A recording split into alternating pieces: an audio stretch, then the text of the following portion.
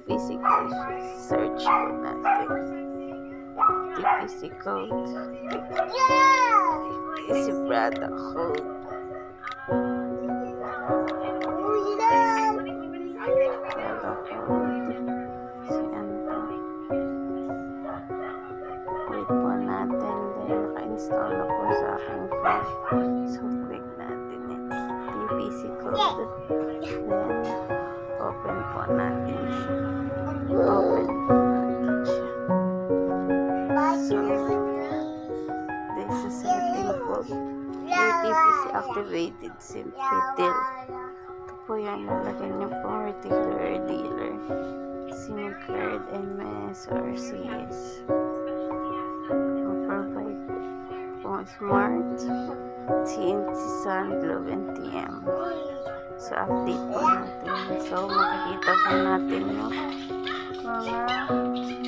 product ko. So, customer number 5178. So, click natin yung product code. For example, TNT. So, mamimili na lang po kayo.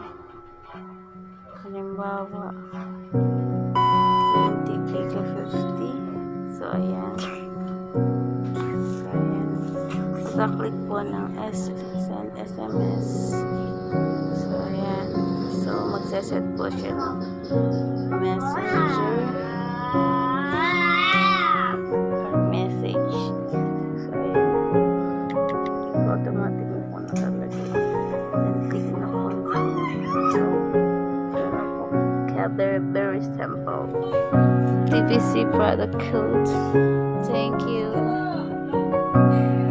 Dito na rin po yung ating mga gateway. Bili lang po kayo kung dahil TNT po yung naka-register details. Dito sa red line before. Saka dito po yung mga numbers na pre-gateway. So, require airtime balance.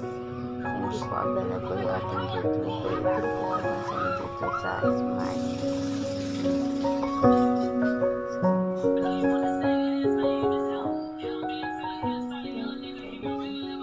Ano pa mga din sa ibang networks. So, nasaan yung titumakmak? okay, Globe naman is 157569. So, product code. For example, Globe. So, andyan na po ang Go 50, Go 75, Go 90, Go 120, Go 140. So, nandito na po lahat po ng code. So, example natin 50, send SMS. May nakaset po siya. So, ganyan lang po. Then, click the send lang po siya. So, automatic na po mag-load yan. So, back po natin. Try po natin sa ibang network. So, for example, DTC. So, ayan. Click po natin. So, ayan. For example, ito.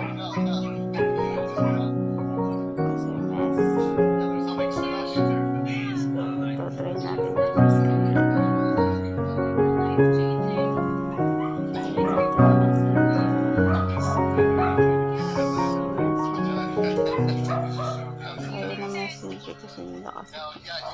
so, ayan.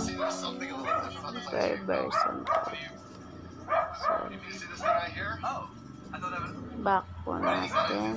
For example, is cable code po. For example, signal SD, send po natin. So, message. So, nakikita na po agad. I need to enter the code. Automatic na po.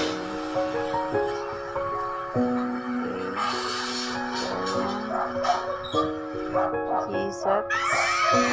Edit na rin po lahat ng code.